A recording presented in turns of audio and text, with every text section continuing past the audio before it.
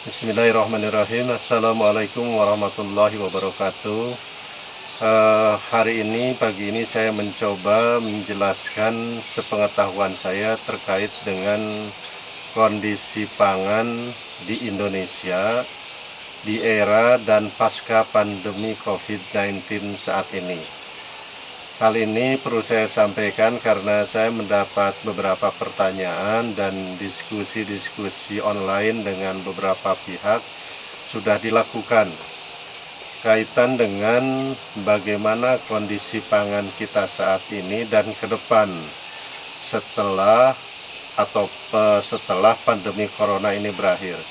Perlu diketahui bahwa produksi pangan di dunia secara global ini juga sudah di-warning, sudah diingatkan oleh lembaga pangan PBB, FAO, sudah mengingatkan bahwa akan ada potensi krisis pangan di dunia di tahun ini dan tahun-tahun ke depan.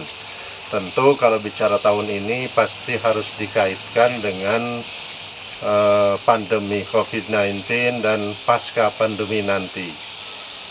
Kita sama-sama tahu, dan ini barangkali sebagai informasi untuk teman-teman yang belum mengetahui secara detail, bahwa tahun ini tanam padi, tanaman pangan di Indonesia mengalami kemunduran.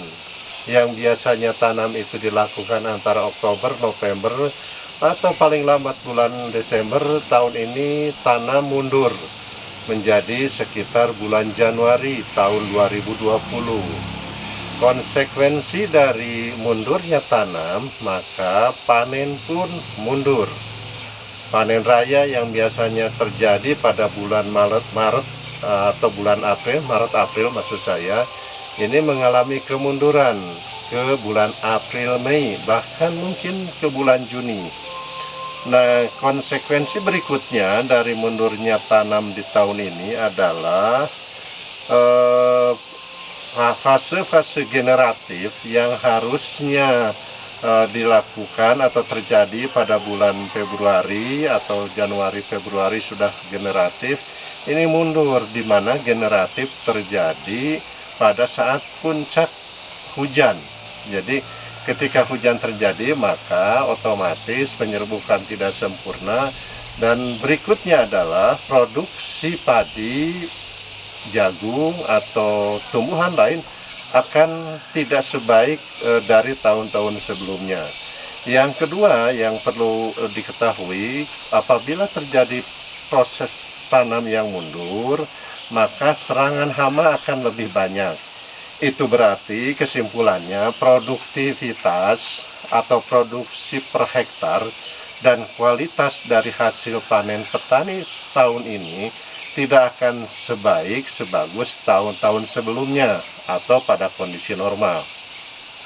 Pasti kalau bicara produktivitas per hektarnya turun, maka produksi pangan secara keseluruhan di Indonesia akan menurun. Nah, berikutnya adalah ketika panen mundur, maka untuk tanam berikutnya pun akan mundur.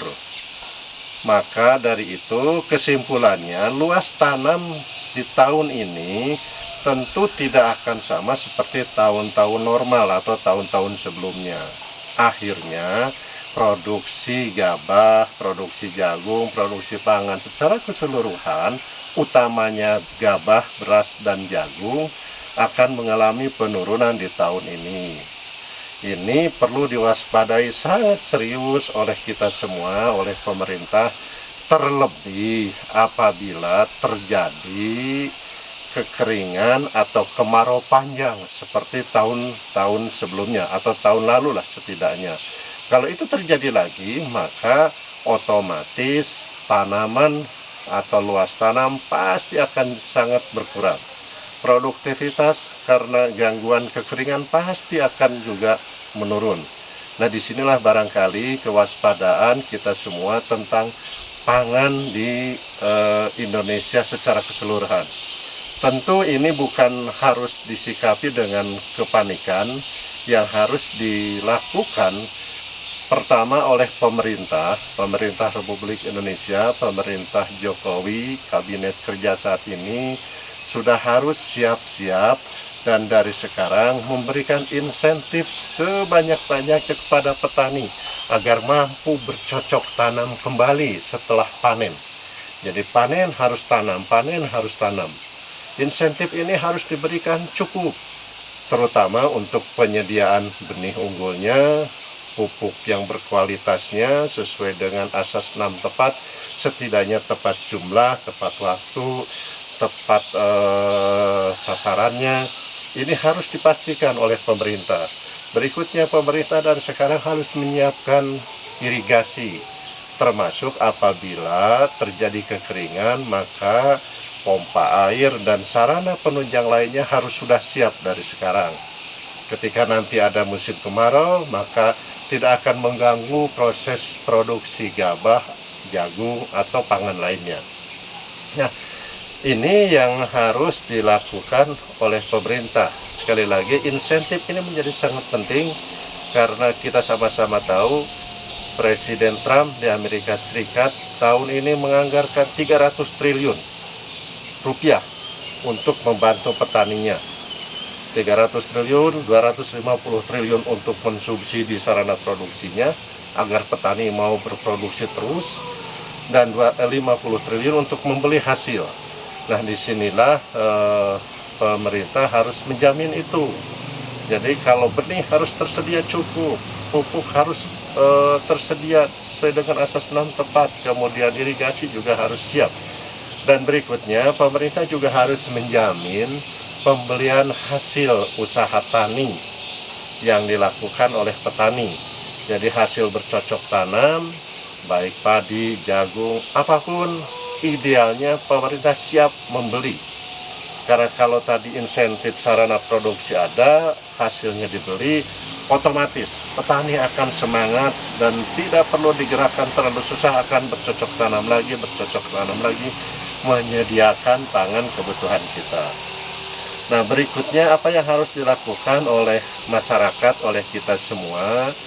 Ya, sekali lagi kondisi ini memang mungkin tidak akan senormal tahun-tahun sebelumnya, tapi idealnya memang kita juga harus sudah memulai mendiversifikasi pangan.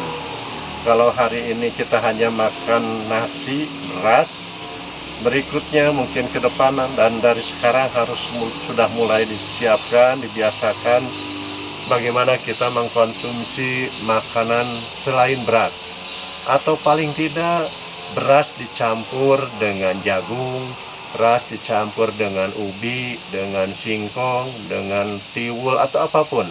Ini yang harus dilakukan karena menahan konsumsi atau mengurangi konsumsi beras ini adalah langkah pengamanan pangan di Indonesia juga. Nah, hal lain yang juga harus dilakukan secara komunal, dan ini juga bisa difasilitasi oleh siapapun, termasuk oleh pemerintah, oleh perusahaan swasta, BUMN, bagaimana petani kita semua memanfaatkan setiap lahan kosong untuk ditanami.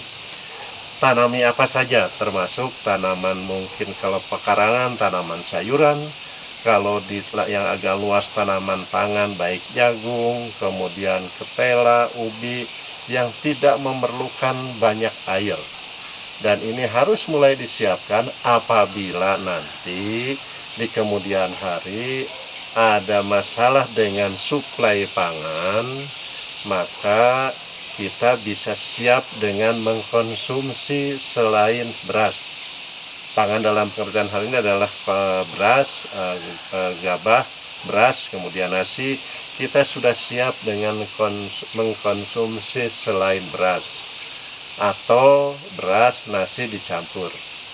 Nah, berikutnya terkait dengan langkah-langkah yang dilakukan juga oleh pemerintah. Dalam hal ini ada berita terakhir Presiden Jokowi memerintahkan BUMN membuka mencetak sawah. Ini perlu saya sampaikan, tahun 2009-2010 saya pernah ditunjuk Menteri BUMN, waktu itu Pak Mustafa Abu Bakar, untuk menjadi ketua tim penyusunan konsep dan pengkajian gerakan peningkatan produksi pangan berbasis korporasi. Itu sudah dilakukan kajian bagaimana meningkatkan produksi pangan yang bisa dilakukan BUMN dengan murah dan cepat. Kesimpulannya bahwa intensifikasi dengan menyediakan benih unggul yang bermutu, pupuk yang sesuai dengan asas 6 tepat, dan pengawalan produksi oleh BUMN, artinya pengawalan produksi oleh petani dilakukan oleh BUMN, maka itu adalah cara yang paling mudah, cepat menghasilkan peningkatan produksi pangan. Waktu itu dihitung bisa meningkatkan 10% dari produktivitas saat ini yang hanya dilakukan oleh petani. Kemudian pembukaan sawah di Sumatera, di Kalimantan, termasuk di Irian Jaya, ini kesimpulan waktu itu kalau dikalkulasi sebagai bisnis BUMN, maka tidak layak dilaksanakan sebagai bisnis untuk BUMN. Kenapa demikian? Yang pertama, dimanapun termasuk di Papua, Kalimantan, di Sumatera, lahan-lahan termasuk lahan rawa, lahan yang pasang surut, legalitas lahannya masih bermasalah. Setidaknya kalau sekarang kosong, ketika nanti akan dicetak sawah timbul masalah dengan masyarakat adat, dengan pemilik sebelumnya, dan lain-lain. Dan itu memerlukan upaya dan biaya yang cukup besar. Yang kedua yang menjadi perhatian adalah waktu itu keterbatasan aspek pengairan. Jadi air di lahan-lahan yang waktu itu akan dibuka sawah di luar Jawa masih bermasalah. Nah, kemudian yang ketiga adalah aspek transportasi untuk mobilitas sarana produksi maupun hasilnya. Ini juga masalah. Kemudian berikutnya adalah aspek kesuburan tanah yang kalau dihitung sebagian besar tanah di luar Jawa itu kondisinya asam, sehingga memerlukan perlakuan dan butuh waktu yang cukup lama, bahkan mungkin sampai 5 tahun baru bisa menjadi lahan produktif yang menghasilkan produktivitasnya pun tidak bisa langsung meningkat. Inilah barangkali kondisi yang waktu itu dikaji oleh tim GP3K. Saya sebagai ketuanya menyimpulkan bahwa kalau BUMN mau cetak sawah, ini tidak visible, dan cetak sawah memang diperlukan, harus dilakukan, tapi dengan satu catatan, dilakukan oleh pemerintah dan atau dananya melalui dana APBN. Itu paling penjelasan singkat tentang kondisi pangan, tapi sekali lagi mari sama-sama kita memulai untuk membiasakan bercocok tanam dimanapun, di pekarangan, di teras, syukur-syukur ada lahan yang dimiliki, supaya nanti kita punya cadangan pangan sekecil apapun. Kemudian pertanyaannya, pangan apa yang harus ditanam? Bisa dimulai dengan umbi-umbian, ada singkong, ada ubi. Ini ubi jalar ini lebih cepat produksinya, singkong bisa sampai 10-12 bulan, kemudian ubi jalar bisa di bawah 1 tahun, atau mungkin apapun yang bisa menjadi substitusi atau pengganti dari beras. Yang jujur saja, kalau kesimpulan kami dari beberapa diskusi dengan para pakar, dengan praktisi, dengan asosiasi petani, kemungkinan produksi beras di Indonesia tahun ini tidak setinggi tahun lalu. Nah, ini juga perlu diwaspadai, karena kalau beberapa tahun lalu Indonesia mengimpor beras, maka kekhawatiran kami di negara-negara produsen beras dunia, termasuk Vietnam, Thailand, mungkin India atau Pakistan, kemungkinan juga akan defisit mereka. Dan hari ini Vietnam sudah mengingatkan kemungkinan tidak akan mengekspor berasnya. Nah, kalau itu terjadi, maka sekali lagi kita harus bersiap dengan kemampuan sendiri. Itu teman-teman semua yang bisa saya sampaikan. Mudah-mudahan informasi ini ada manfaatnya, dan kita bisa ketemu lagi dengan video-video berikutnya. Saya tutup, wabillahi taufiq hidayah. Wassalamualaikum warahmatullahi wabarakatuh.